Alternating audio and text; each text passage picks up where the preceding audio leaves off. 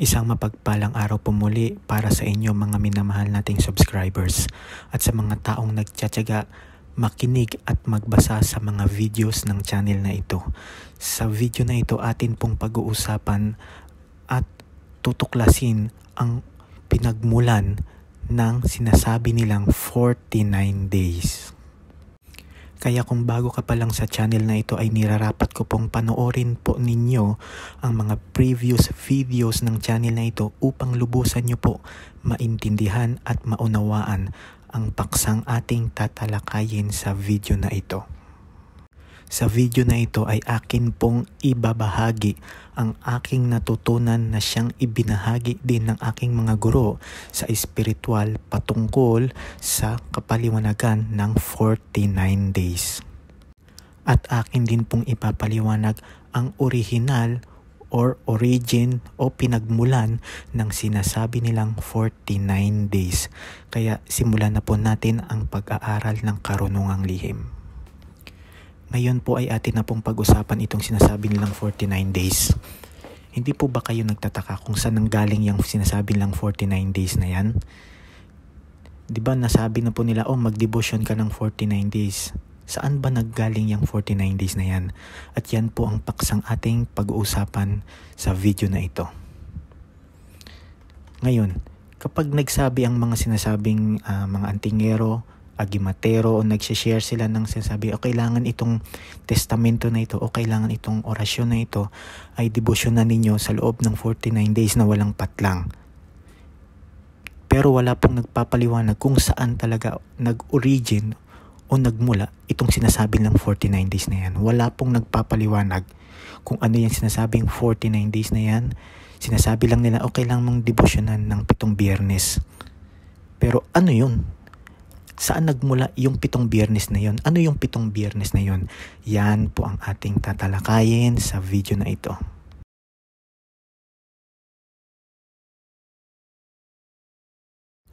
Ngayon po, kung napapansin nyo po sa kalendaryo, ito po yung ating kalendar, ay meron po tayong 7 days a week.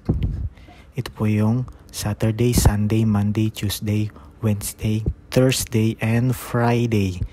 Ngayon, itong pong Friday, ang sinasabi nila na kailangan debosyonan ng 7 biyernes. Ano ba yung 7 biyernes na yan?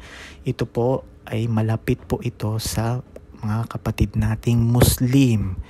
Dahil sila po ay nagdadasal tuwing Friday. Yan po ang katotohanan yan. Malapit po ito sa mga kapatid nating Muslim. Every Friday po sila nagdadasal. Ganon din po tayo kung tayo po ay nagde-devotion. Yan po meron pong Saturday, Sunday, Monday, Tuesday, Wednesday, Thursday, and Friday. 7 days a week. Meron po 7 diyas, 7 araw sa loob ng isang linggo. Ngayon po, dito po ay makikita nyo po kung tayo po ay magdedebosyon ng unang Friday. Wala pong question o kung kahit anong numero po sa kalendaryo.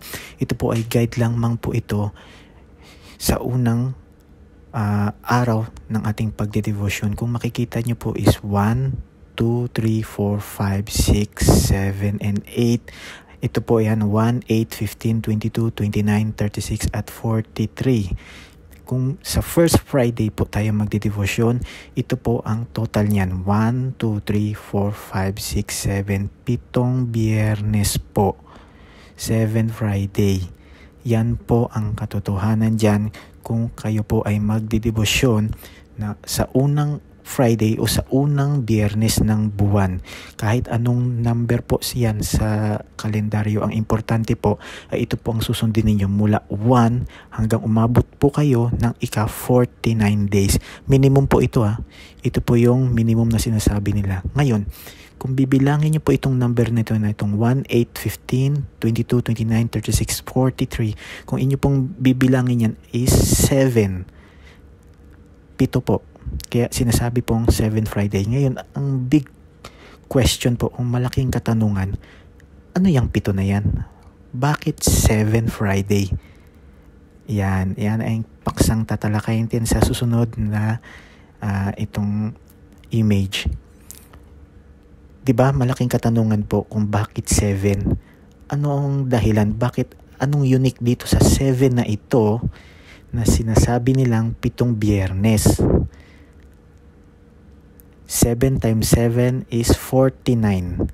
7 biyernes po ito eh.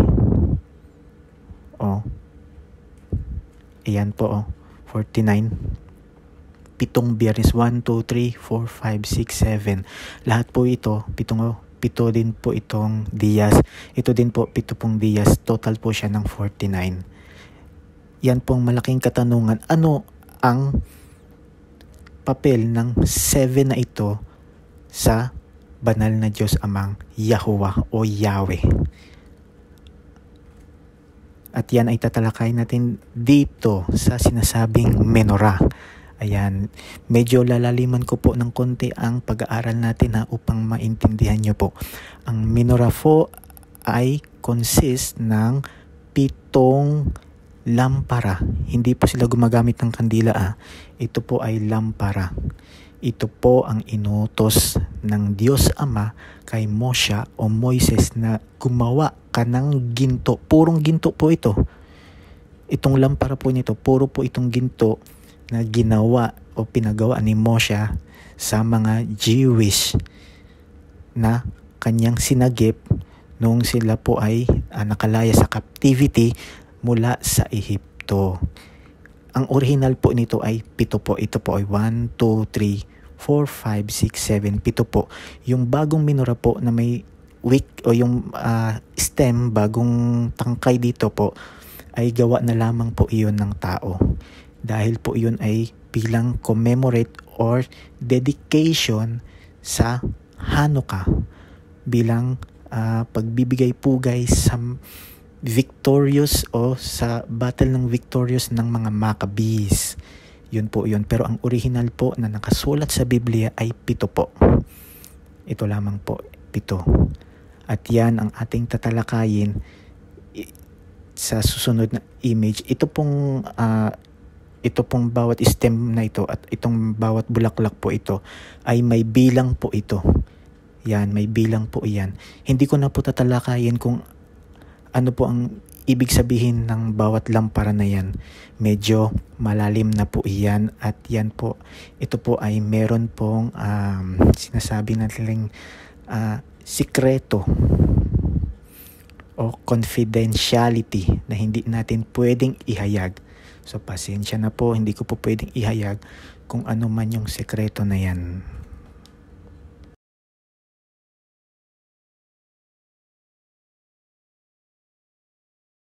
Ngayon po, kung napapansin nyo po, 777 equals 49 days. Ito po yung 7 biyernes. Ito po yung stem. Dito po muna tayo sa mag-focus dito sa stem na ito. Kung napapansin nyo po sa baba, ito po yung pinaka-root of life. Ugat po ito. Lahat po dito nagmula. Ipapaliwanag po natin yan isa-isa. Ngunit dito po muna tayo. Ito po yung sinasabing araw ng pagdidebosyon. Dito po nagmula yon, yung sinasabing 49 days. May mga number po yan. Ito po, simulan po natin dito. Ito po ay 1, 2, 3, 4, 5, 6, 7. Hindi po kabilang itong lampara. May deep meaning po itong lampara at hindi ko po pwedeng ihayag dahil ito po ay sikreto. Ganun din po sa pangalawa. 1, 2, 3, 4, 5, 6, 7. Sa ikatlo naman po, 1, 2, 3, 4, 5, 6, 7. 7 po yan. Laging 7. Itong gitna po, hindi po bibilangin ito Ito lamang pong gitna. 1, 2, 3, 4, 5, 6, 7. Ngayon, may nakikita kayong umbok na yan. May deep meaning din po yan na hindi ko pwedeng pong ihayag kung para saan yan. So, ang paksa po natin sa video na ito ay about 49 days po lamang. Okay? Ngayon, ito po ay bibilangin po ang 1, 2, 3, 4, 5, 6, 7. Lahat po iyan is total of 7. Nakalagay po iyan dito sa taas. Nakikita nyo po 49 days. Ayan. Ngayon po, ayan po, napapansin nyo, nilagyan po ko po ng numero para inyo pong masundan yung video. 1, 2, 3, 4, 5, 6, 7. Ganun din po sa susunod ay 1, 2, 3, 4, 5, 6, 7. Sa ikatlo naman po ay 1, 2, 3, 4, 5, 6, 7. Laging nagtatapos po sa 7. Bakit 7? Anong importanteng meron dito sa 7? Bakit 7? Bakit hindi 8 or 9? Bakit 7? Ayan. Tatalakayin po natin yan sa dulo. Pero sa susunod na image po ay ipapaliwanag ko po ito. Ngayon, napapansin nyo po ito. Itong nasa baba na ito. Ito po yung sinasabing root of life. Ito po yung stem ng lahat ng buhay dito sa mundo. Ito po yun. Lahat po yan ng buhay dito sa mundo. Okay? So, bibilangin po natin. Maliban po sa stem, maliban po dun sa dito sa root of life, magsimula po tayo dito sa stem na ito. Ito po ay ang 1, 2, 3, 4, 5, 6, 7. 7 po, sakto, 7. Yung 8 po, na bulaklak at ang pang-siyam na stem, ito po, bakit sinabi siyang root of life ay sa kadahilan ng, kung bibilangin po natin ay 1, 2, 3, 4, 5, 6, 7, 8, and 9. Ito po ay sumisimbolo bilang sa 9 na buwan na pagdadalang tao po ng mga babae.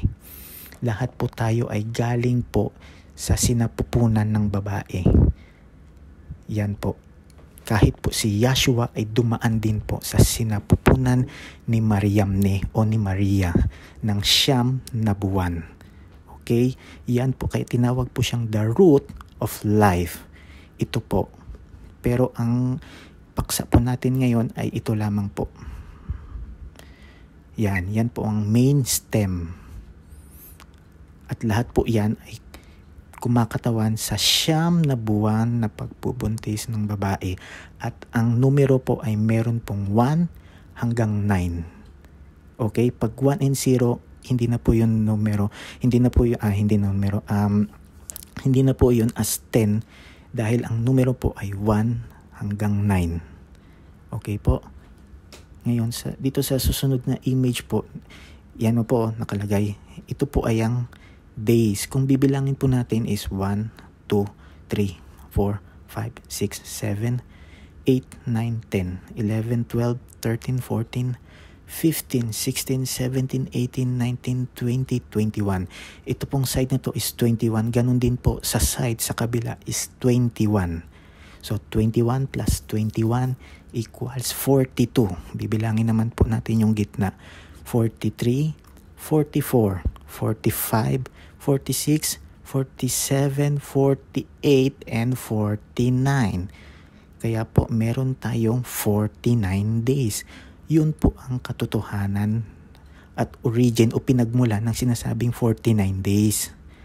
At ang mga rabbi po o mga rabbi na mga high priest, bago po sila tumanggap ng trono nila o ipasa sa kanila ang trono bilang high priest, sila po ay nag-aayuno at nagdidebosyon ng 49 days. Okay po? Ito po ay sikretong ibinabahagi o pinapasa o secretly pass sa mga matataas na mga rabbi o rabbiniko ng ancient Jewish nung sila po ay nagwa-wander sa disyerto ng 40 years. Yan po ang katotohanan yan. Ito po yung tabernakulo. Ngayon kung napapansin nyo po, nakaganyan po siya. Itong ating menorah. Ngayon po, itong mga rabbi na to, bawat pagsindi po ng menorah na yan, binabanggitan po yan. Meron po yang sikretong banggit at sikretong awit o yung tono sa bawat pagsindi. Ipapaliwanag po natin yan sa dulo kung bakit may sikretong tono yan.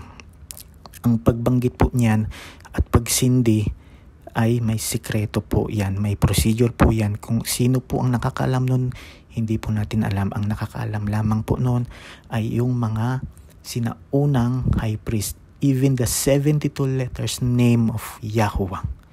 Okay po? Yan po. Ngayon, pag sinindihan po yan po ay nagkakaroon ng malaking sinag. Malaking sinag po yan. Yung sinag po na yun ay nag-glow.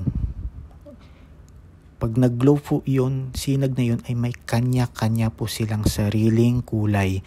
Ang kulay po ng sinag na yun ay rainbow. Kaya po napansin nyo po, ang rainbow po natin ay consist of 7 colors. Yung rainbow. Yun po yung kapaliwanagan dyan. Kaya po, ito po ang magiging senyales o sign of Yahuwah dito sa mundo. Meron po tayong 7 days a week.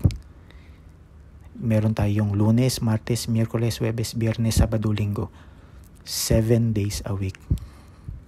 At meron din po tayong 7 days creation of the worlds and universe. Yung paglikha niya.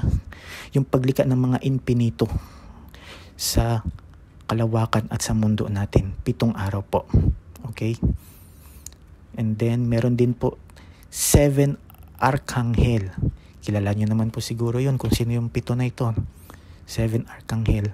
Sa mga nag-aanting-anting dyan, alam naman po ninyo yan. 7 arkanghel na yan. At sa susunod ay meron naman pong 7 chords of music. 7 lamang po ang chords ng music. Hindi na po yung mga A sharp, B sharp, B9.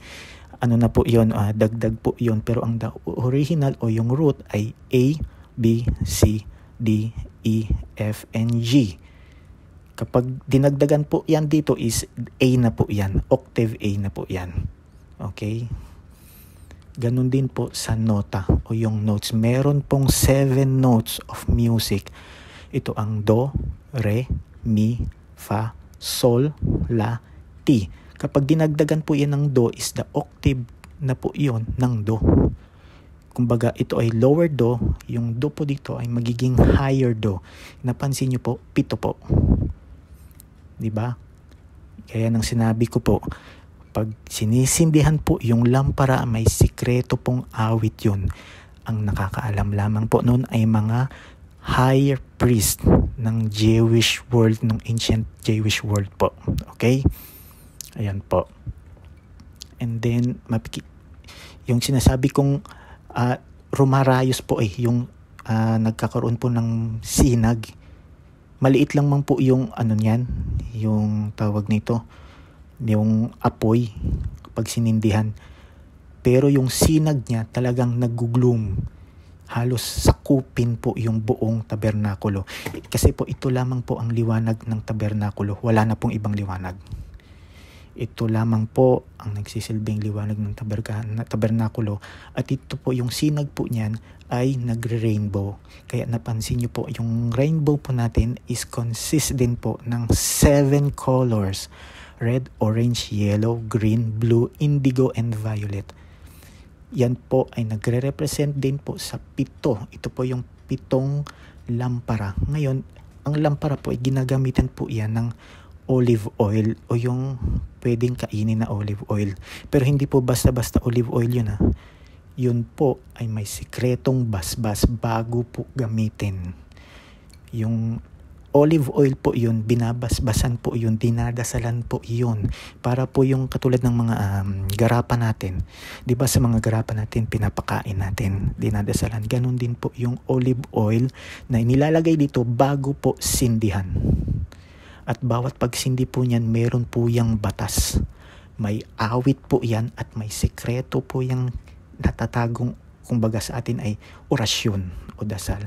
May sekreto po yung orasyon na binabanggit bago po sisindihan yan. Ngayon, yung nalalaman po ng mga Jewish ngayon, na sa panahon mga Hebrew ngayon sa Israel, ang nalalaman na lang po nila is yung kaunting kaalaman na lamang po na ibinahagi ng mga kanilang mga salinlahi. Pero po yung sikretong awit sa bawat pagsindi nito, ang nakakaalam lamang po ay yung huling pinasahan o yung pinagkalooban ng basbas na makapasok sa mercy seat o tinatawag na Ark of Covenant. Yun po, siya lamang po ang nakakaalam niyan kung ano po yung awit na yan. Okay? Ayan po, napapansin niyo po ang ating rainbow ay consists of 7 colors. So ito po muli ang inyong lingkod na si Play Mystery. Maraming salamat po sa ating mga minamahal na subscribers, sa mga taong nagtiyatsagang makinig, magbasa sa mga videos na ito. Maraming salamat po.